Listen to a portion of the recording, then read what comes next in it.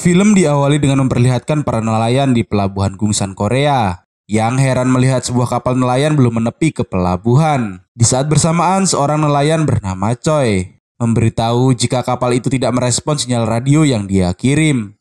Menyadari ada hal yang tidak beres, Choi dan teman-temannya pun langsung menarik kapal itu ke pelabuhan. Lalu mereka pun memeriksa kapal itu, dan di dalam kapal terdapat banyak bercak darah yang menuju ke penampungan ikan. Di sini mereka pun terkejut melihat sesosok mayat dan seorang pria yang membawa pisau.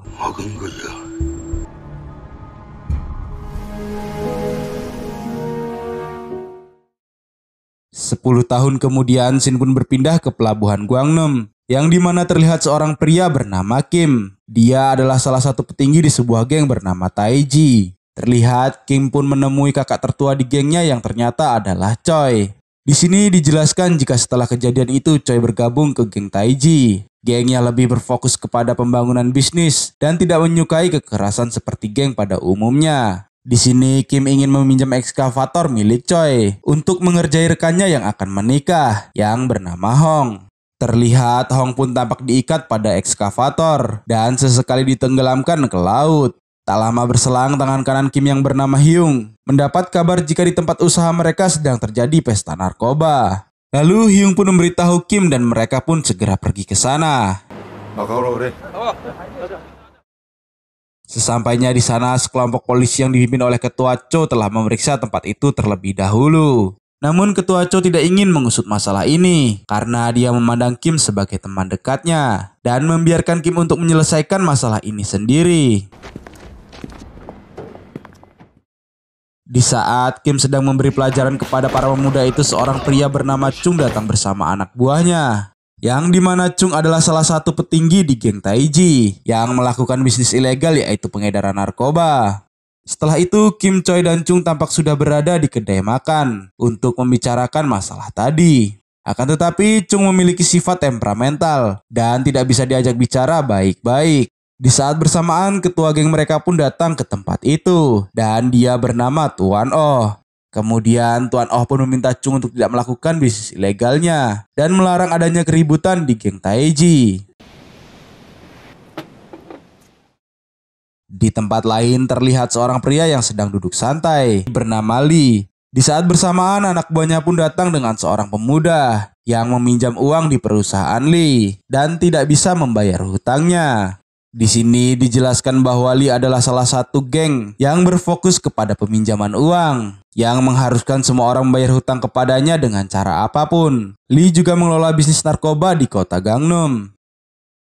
Kemudian Lee pun mengajak pemuda itu untuk menemui ketua di gengnya. Lalu tanpa basa-basi, Lee pun meminta imbalan kepada ketuanya untuk pengabdiannya selama 10 tahun ini dengan memberikannya saham di Resort Astra. Namun si ketua tidak mau memberikannya karena Lee telah diberikan perusahaan yang telah merubah hidupnya. Lee yang mendengar hal itu pun sangat kecewa dan langsung menghabisi si ketua.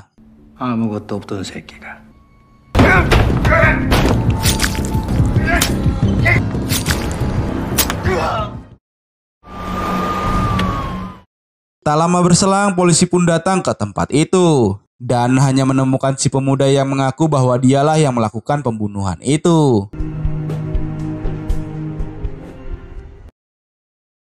Di sisi lain, Kim pun terlihat mendatangi rumah Tuan Oh. Di sini Tuan Oh tampak hidup sederhana dengan mengelola sayuran yang dia tanam sendiri. Kemudian Tuan Oh pun mengajak Kim untuk melihat Resort Astra yang dia bangun dengan kemewahan dan keindahan. Di sini Tuan Oh pun meminta Kim untuk menggantikannya mengelola resort. Akan tetapi Kim menolaknya karena bagi Kim resort itu adalah milik geng Taiji dan Kim tidak ingin terjadi pertengkaran antara geng Taiji karena resort itu masih berada di daerah kekuasaan Chung. Lalu Tuan Oh pun menjelaskan alasan kenapa dia memilih Kim untuk mengelola resort itu, yang dimana Tuan Oh ingin menikmati masa tuanya dan tidak ingin berurusan dengan salah satu pemegang saham baru yang sangat menyebalkan, yaitu Lee. 그럼 어때? 바로 조져요? 싸우지 말라고. 원래 싸움이라는 게 있잖아. Di tempat lain, Lee pun sudah berada di apartemen dengan seorang wanita bernama Sun. 여기서 지내는 거야? 뭐 어딘 나랑 어울렸나? Sebelum meninggalkan Sun, Lee pun memberi nota pembayaran bunga hutang yang telah dilunasi. Dengan kata lain, Sun membayar bunga hutangnya dengan tubuh seksinya. Kemudian Lee pun pergi ke perusahaannya. Di sini terlihat seorang pria bernama Shin telah menunggu Lee, yang dimana dia adalah kakak tertua di geng mereka. Kemudian Shin pun mengatakan kecurigaannya kepada Lee tentang kematian ketua geng mereka dan akan memberinya pelajaran suatu saat nanti. 꼭 그렇게 하세요. 말만 하지 마시고. Ternyata setelah membunuh ketua gengnya, Lee menjadi pemegang saham terbesar kedua di Resort Astra. Ketika Kim sedang berada di Resort Astra bersama anak buahnya, Lee pun datang menemuinya untuk meminta sketsa desain Resort Astra yang baru. 누군지는 알겠고. 이민석이라고 합니다. 설계가 변경이 됐는데 아직 도안도 받지 못했어요. 밥 먹었어?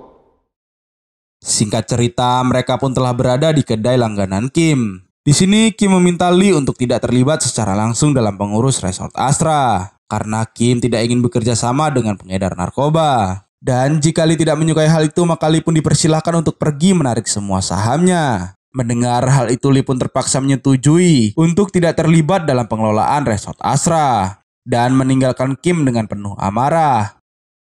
Keesokan harinya terlihat pernikahan Hong tengah berlangsung. Tapi tiba-tiba Chung datang dan membuat keributan karena dia tidak menerima akan keputusan Tuan Oh yang meminta Kim untuk mengurus resort itu. 부조해라.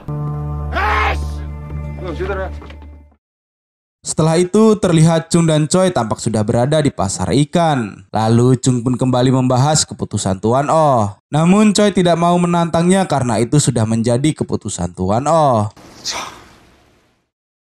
Di pagi hari, Lee pun kembali menemui Sun. Setelah Sun memberikan tubuhnya untuk membayar bunga hutang, kini Lee meminta Sun untuk membayar pinjaman pokoknya. Kemudian Lee dan Sun pun mendatangi rumah Tuan Oh. Tuan Oh yang tidak mengetahui tujuan Lee datang menemuinya membiarkan Lee untuk membantu menyelesaikan pekerjaannya. Dan tiba-tiba...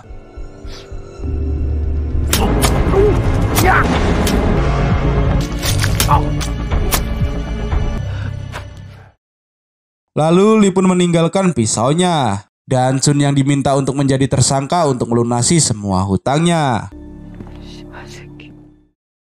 Setelah kejadian itu, Kim pun terlihat mendatangi rumah sakit. Yang ternyata Tuan Oh sudah berada di dalam ruang operasi. Akan tetapi Tuan Oh tidak bisa diselamatkan. Kim yang sangat marah pun mendatangi kantor polisi. Dan tanpa basa-basi Kim pun langsung menyerang Sun.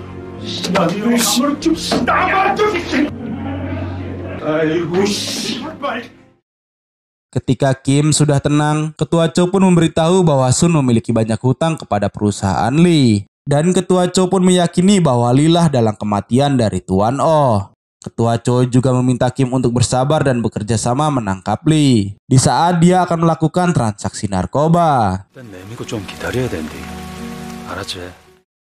Keesokan harinya terlihat acara pemakaman Tuan Oh yang dilakukan dengan penuh rasa haru.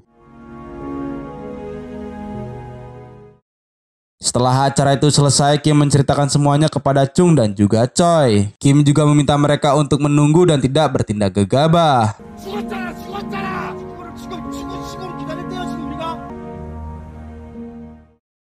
Di malam hari terlihat anak buah Lee memasuki sebuah klub. Di sisi lain, Hong dan anak buahnya bersiap untuk menangkap mereka.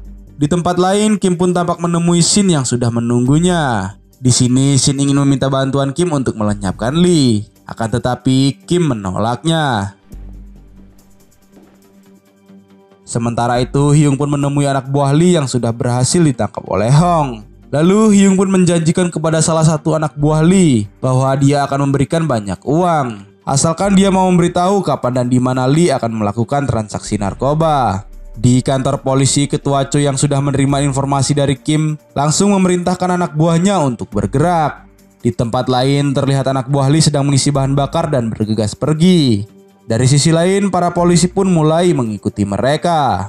Di kedai terlihat Kim yang sudah mengetahui jika polisi telah bergerak menghubungi Chung dan Choi yang sudah bersiap bersama anak buahnya.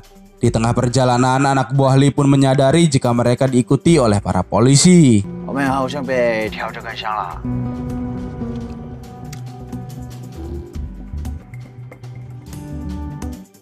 Kemudian mereka pun memasuki sebuah pasar, sembari membawa tas hitam dan langsung berpencar. Melihat hal itu, para polisi pun langsung mengejar mereka. Dan akhirnya para polisi pun berhasil menangkap anak buah Lee itu. Akan tetapi mereka telah ditipu karena tas yang mereka bawa hanya berisi teh dan kopi.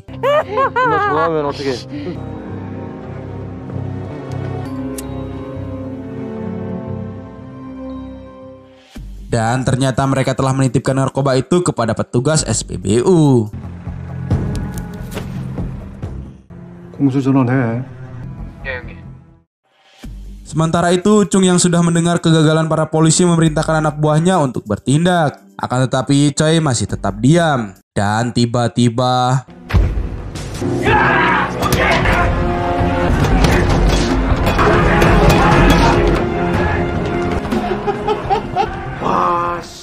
di tempat usaha Kim, anak buah Lee mulai menyerang semua anak buah Kim.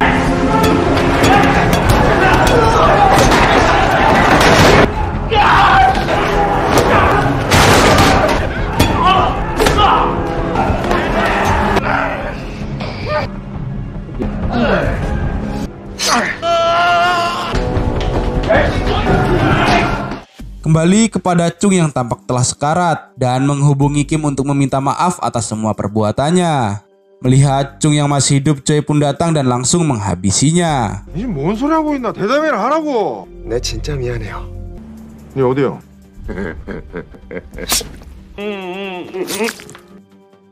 Di saat bersamaan, sebuah mobil menyorotkan lampunya kepada Kim dan Hyung. Dan di saat Hyung akan mengecek mobil itu, tiba-tiba tanpa basa-basi, anak buah Lee itu pun langsung menusuk Kim.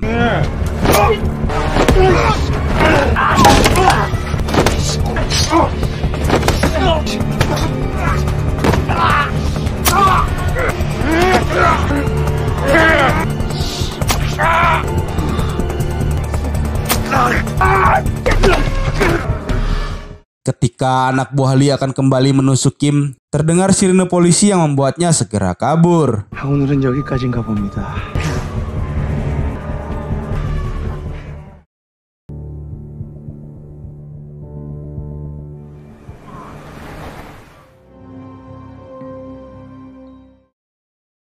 Tiga bulan kemudian, diperlihatkan Ketua Cho mendatangi Lee untuk menanyakan keterlibatan tentang pengkhianatan yang dilakukan oleh Choi. Lalu Lee pun mengatakan apakah Choi akan rela jika Kim menguasai resort itu sendirian. Sementara itu, Kim pun tampak turun dari salah satu kapal di pelabuhan dan menemui Hyung yang telah menunggunya. Setelah 3 bulan Kim bersembunyi dan memulihkan luka tusuk yang dia alami. Di kantor polisi, Ketua Cho pun terlihat menemui Sun. Di sini dijelaskan bahwa selama 3 bulan Ketua Cho selalu menemui Sun untuk menanyakan siapa pembunuh Tuan Oh yang sebenarnya. Namun Sun masih tetap bungkam demi keselamatannya. Walaupun dia akan dibebaskan jika dia memberitahu siapa dalam pembunuhan Tuan Oh sebenarnya. 네가 증언 안 해도 이민석은 결국 잡혀. Setelah itu, Kim pun menemui Ketua Cho. Di sini Ketua Cho meminta Kim untuk tidak bertindak di luar hukum dan memintanya untuk tetap bersabar. Akan tetapi Kim pun berkata jika keromantisan di dalam dirinya telah hilang dan dia akan kembali seperti dulu lagi dalam menyelesaikan masalah. 낭만이 씨가 많은 지가 언젠데. 지금 때가 어느 때인데 그래 한가한 소리 나고. Kemudian Kim pun menemui Shin. Dan kali ini Kim yang meminta bantuan Shin untuk melenyapkan Lee. Dengan imbalan semua saham Kim akan diberikan kepada Shin jika Shin berhasil melenyapkan Lee. Mendengar penawaran itu, Shin pun langsung menyetujuinya. Di tempat lain, si gondrong pun memberitahu Lee jika Kim telah bekerja sama dengan Shin.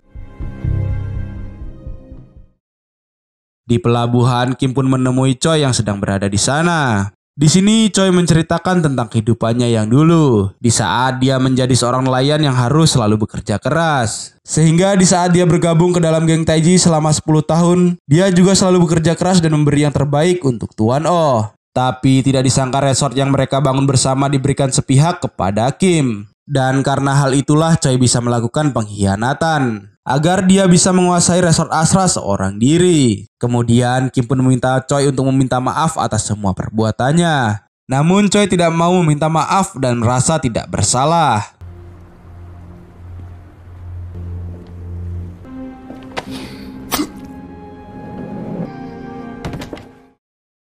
Sementara itu, anak buah Lee terlihat memasuki tempat usaha Kim yang telah diambil alih oleh Shin. Tanpa disadari, mereka pun telah masuk ke jebakan Hyung dan tangan kanan Shin.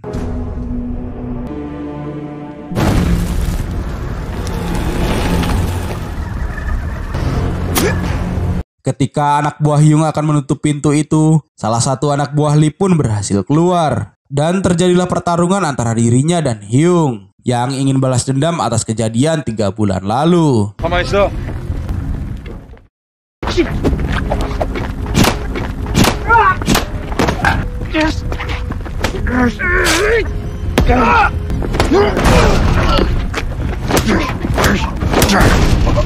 생각보다 적응이 빠르십니다. Di tempat lain, semua anak buah Lee juga berhasil dilenyapkan. Ketika Lee akan pergi bersama anak buahnya, Ketua Cho pun datang dengan membawa surat penangkapan palsu. Sementara itu, Shin pun terlihat menghubungi tangan kanannya untuk memerintahkannya menghabisi Kim setelah dia berhasil menghabisi Lee. Di sini terlihat si gondrong yang mengkhianati Lee dan mendukung Shin. Tapi tanpa mereka sadari, mereka telah diikuti oleh Hong dan anak buahnya. Sementara itu, tangan kanan Shin pun diserang oleh anak buah Hyung hingga tewas.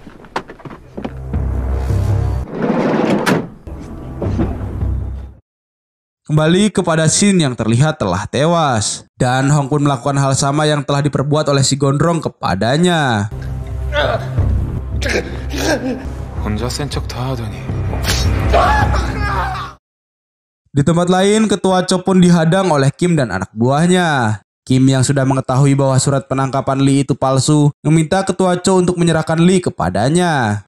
Namun Ketua Cho tidak mau melakukan itu. Di sini sebenarnya Ketua Cho melakukan hal itu karena dia tidak ingin melihat Kim membunuh seseorang. Karena dia tidak ingin menangkap Kim yang seorang teman baiknya. 나와 이 새끼야! Kemudian Ketua Cho pun meminta Lee untuk pergi keluar kota dan jangan pernah kembali lagi ke kota itu. Di saat Ketua Cho dan anak buahnya lengah, Lee pun menyerang mereka hingga membuat mobil itu terbalik.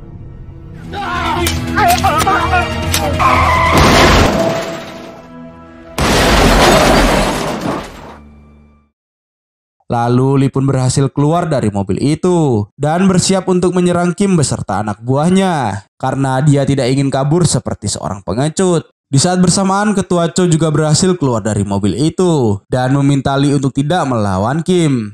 Akan tetapi Lee tidak mau mendengarkannya. 여기서 달아나 봐야 달라질 것도 없어.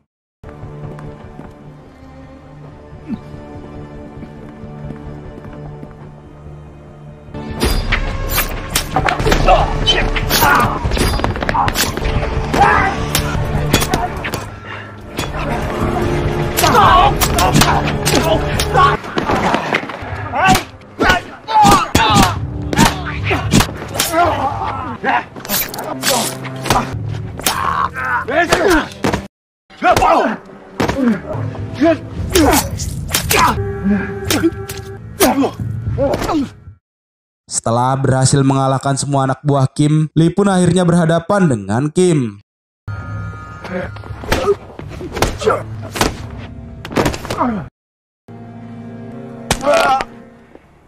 Dan Lee akhirnya baru mengerti jika Kim lebih sadis daripada dirinya. 억울하나.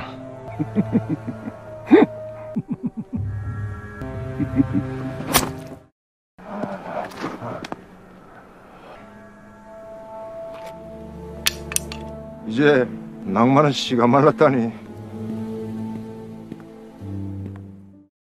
Di akhir film terlihat Kim memasuki resort dan merenungi akan banyaknya darah yang ditumpahkan demi resort ini. Dan film pun selesai. Sekian alur cerita film kali ini yang memberi kita pelajaran dari apa yang telah dilakukan oleh Lee. di mana keserakahan pasti akan menghancurkan hidup seseorang. Oke, sampai jumpa di video selanjutnya. Bye.